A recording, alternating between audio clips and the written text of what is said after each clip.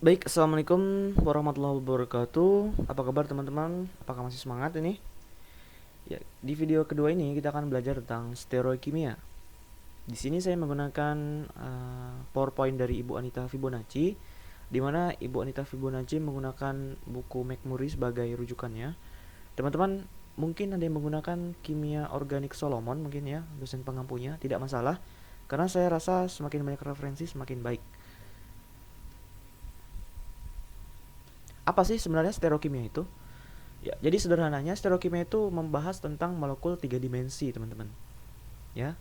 Jadi ini studi ilmu kimia yang membahas tentang molekul dalam tiga dimensi. Karena kimia organik itu identik dengan molekul tiga dimensinya. Ya. Jadi ada tiga pembahasan. Pertama, molekul kiral, kemudian konformasi, yang ketiga adalah isomer geometrik. Apa sih molekul kiral itu? Nah, molekul kiral itu sederhananya adalah isomer ruang ya, isomer tiga dimensi ketika dia memiliki empat gugus atom berbeda di atom C. Biasanya C kiral, atom karbon kiral.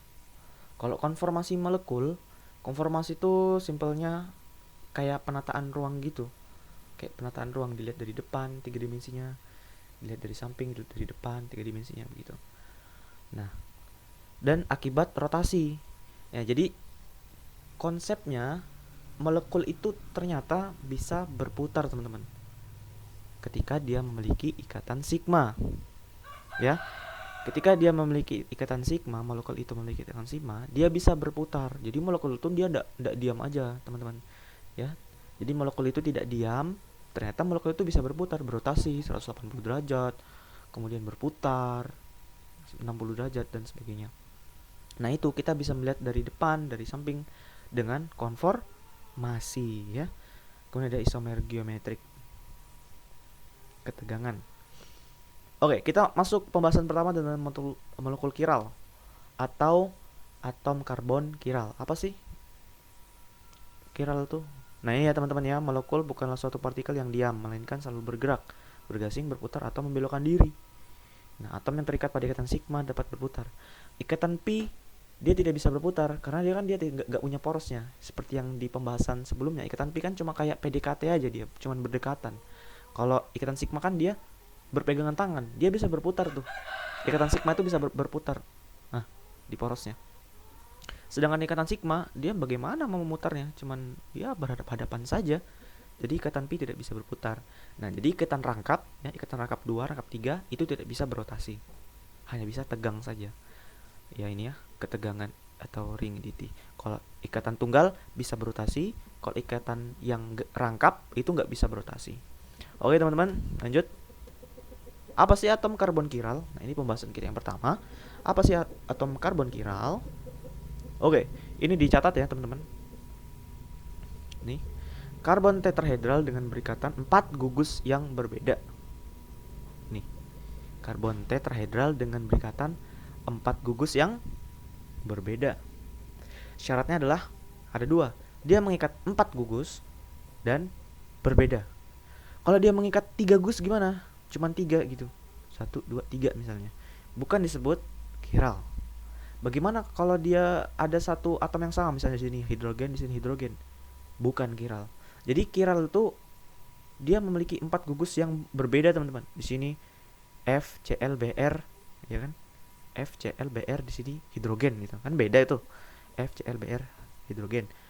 Nah, bagaimana kalau misalnya itu disebut kiral. Bagaimana kalau misalnya dia hidrogen, hidrogen, FCl? Apakah kiral? Tidak, karena di sini ada sama, ada dua yang sama, hidrogen, hidrogen. Begitu ya. Syaratnya apa tadi? Ada 4 gugusnya dan semuanya itu berbeda. Nah, dan kiral ini uniknya adalah bayangannya itu berupa senyawa yang bisa dikasih cermin gitu. Bisa antara isomernya tuh adalah berupa bayangan dan bendanya. Contohnya aja kita di sebuah cermin kan. Kita bercermin, maka tangan kita yang sebelah kanan ya di cermin sebelah kiri. Gitu. Ya enggak? Kalau dia berhadapan kan yang di cermin itu bayangan kita tuh tangan, padahal kan kita tangan kanan, yang di cermin itu tangan kiri. Contohnya ini, tuh dia berhadapan, ini merah, di sini juga merah. Nah, ini adalah senyawa yang berbeda teman-teman, antara bayangan dan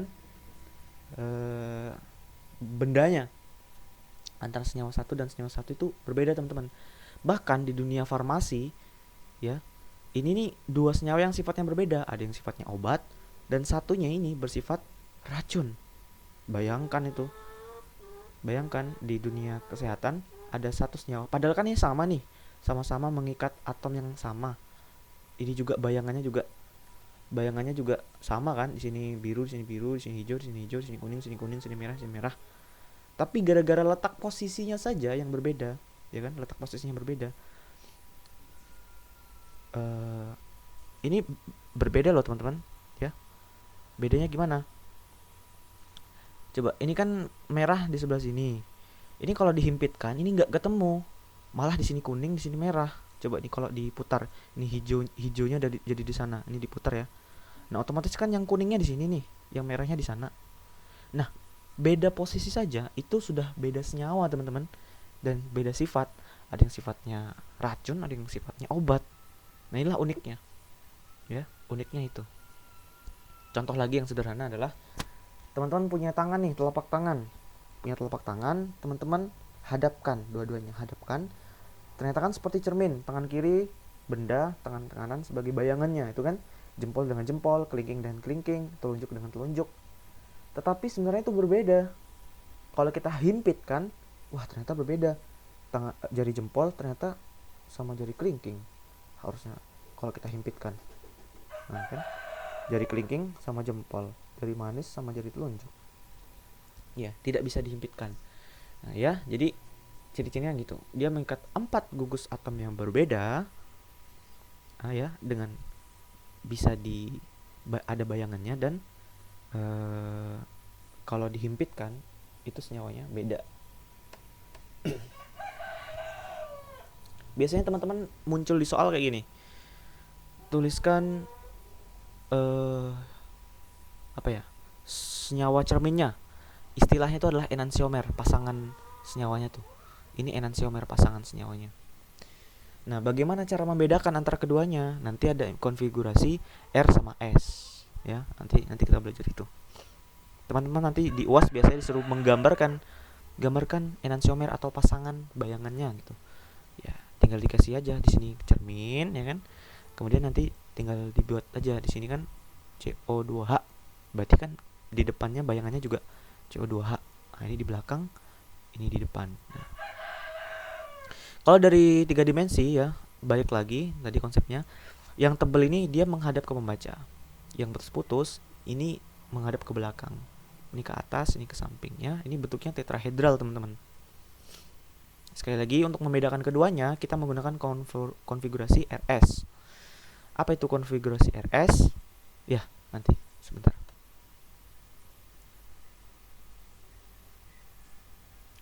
Nah, kemudian juga ya, ini syarat molekul kiral nih ya, 4 splitoen dan sp3, atau dia mengikat 4 gugus ya. Sp3 kan tetrahedral.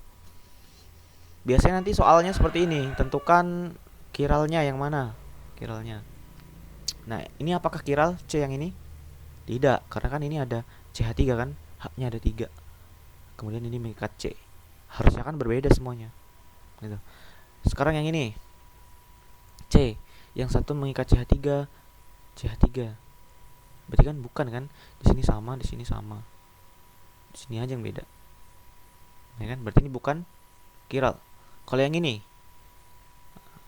nah ini kiral nih. Di sini CH3, di sini Br, di sini isopropil, kemudian di sini ada hidrogen. Nah, ini sudah kiral nih. Ada 4 gugus, syaratnya kan 4 gugus nih. Nah, kalau yang ini gimana? Nah, teman-teman tentukan sendiri ya. Kalau ini kiralnya yang mana kiralnya? Apakah ini? Di sini kan ada H2 gitu. Kalau yang ini? Nah, ini kiralnya di sini. Karena di sini CH3, di sini etil, di sini adalah etanol, di sini hidrogen. Nah, yang chiral yang ini yang chiral. Yang ini bukan chiral karena kan ada dua atom H di sini. Kita cek ya. Nah, bener ya. Di sini chiral, chiral. Di sini ada dua yang chiral. Ya kan? Ini mengikat tiga gugus atom yang berbeda. Gitu, teman-teman.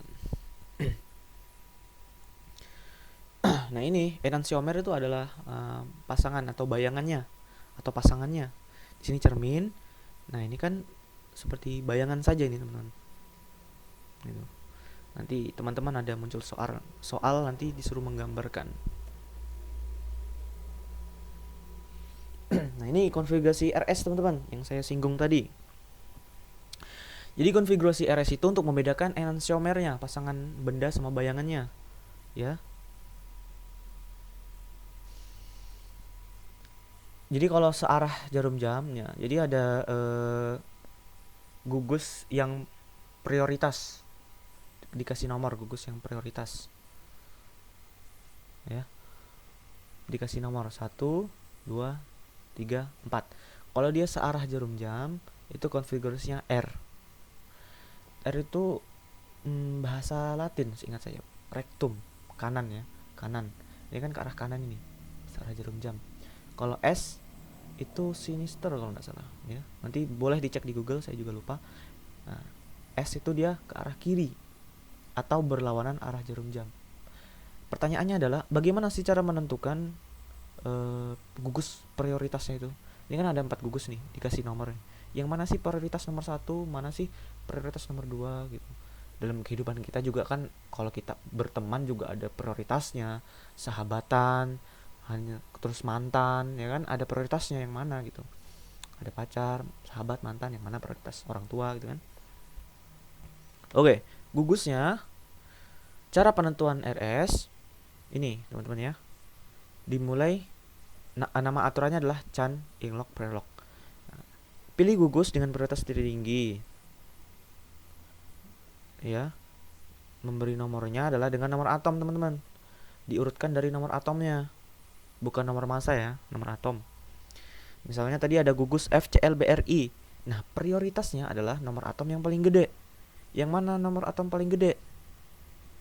I, ya kan, yodium. Berarti dia yang nomor 1. Ya, dikasih nomor, ini nomor 1. Berarti ini nomor 2, ini nomor 3, ini nomor 4. Gitu. Gitu ya. Selain nomor atom, misalnya ada nomor atom yang sama, misalnya C. Gimana ya contohnya ya? Nah, ini. Kita langsung contoh ya. Ini kan kita menentukan gugus ini, gugus ini, gugus ini. Nah, O itu kan paling gede tuh nomor atomnya. Lah, lalu di sini ada C, ya kan? Ada 2 nih. Sama nih kan, 12 dan 12 nomor atomnya kan. Nomor atom C itu berapa? 6 ya? Iya, 6. Nomor atomnya C kan 6.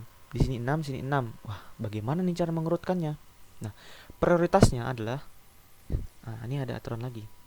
Ya, kita pilih nomor massa yang lebih tinggi.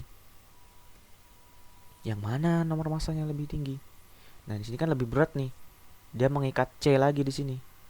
Di sini nggak ada C, berarti di sini lebih ringan, di sini lebih berat. Nah, maka prioritas keduanya adalah yang ini.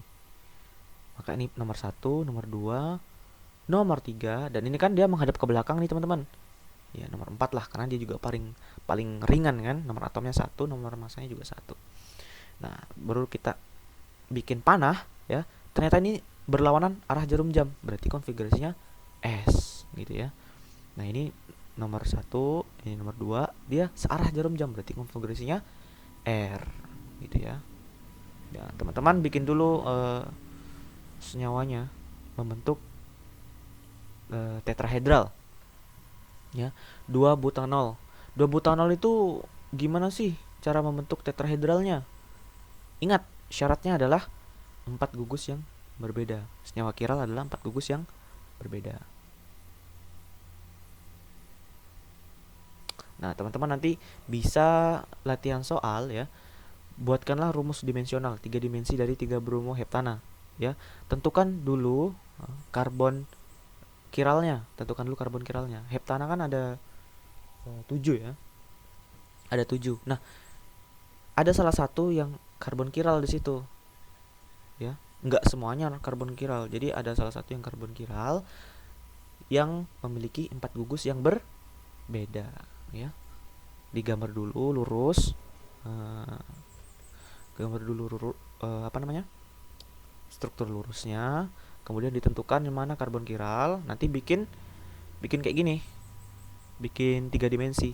Nah, nanti barulah kita bisa menentukan dia RS-nya sesuai dari prioritas gugusnya, ya. Ada aturan di sini, nanti boleh dicatat saja. Nanti PPT-nya akan saya kasih di grup, ya. Jadi tidak perlu dicatat lagi. Mau nyatat lebih baik, ya. Ini jangan menjumlahkan nomor-nomor atom. Seringnya kita itu menjumlahkan nomor-nomor atomnya, padahal dia satu-satu tuh, satu-satu dia. Nah, kayak gini satu-satu. C ini mengikat C, nah, satu-satu, nggak boleh ditambahkan C ditambah 3 gitu, nggak, ya. Satu-satu aja. C dulu dibandingkan yang mana yang lebih berat. Oh, ternyata sama, di sini C, di sini C. Oh, ternyata di sini mengikat C lagi, berarti kan lebih berat. Gitu. Oke, teman-teman. Sepertinya ini sangat mudah saja dipahami, ya. Nah, sebenarnya ini mengandalkan bagaimana kemampuan kita berimajinasi, teman-teman. Kita mengurutkan prioritas itu kan, dia ke arah jarum jam kah atau berlawanan jarum jam kah, itu kita imajinasikan, ya. Imajinasikan dalam logika kita gitu. Jadi pintar-pintar saja. Nah, garis putus-putus ini, ingat sekali lagi, ya, garis putus-putus ini menghadap ke belakang, gugus yang di belakang lah gitu. Oke, teman-teman, coba ini dilihat. Ini konfigurasinya R atau S, yang ini. Nah, nomor 1 yang mana? Yang paling, nomor atomnya paling besar, I atau BR? I, ya. I. Kemudian yang kedua BR. Kemudian yang ketiga C3. Berarti kan dia searah jarum jam, berarti R. Gitu, konfigurasinya R. Tuh. Nah, ini berlawanan jarum jam, berarti S. Gitu ya, teman-teman, ya. Kalau misalnya ada pertanyaan terkait dari penjelasan saya, silahkan didiskusikan di WA. Oke, teman-teman juga bisa mengerjakan ini. Nanti kita akan bahas di WA juga. Silahkan teman-teman kerjakan untuk bahan latihan kita, ya. Nanti akan saya cek jawaban teman-teman di grup WA-nya. Terima kasih. Wassalamualaikum warahmatullahi wabarakatuh.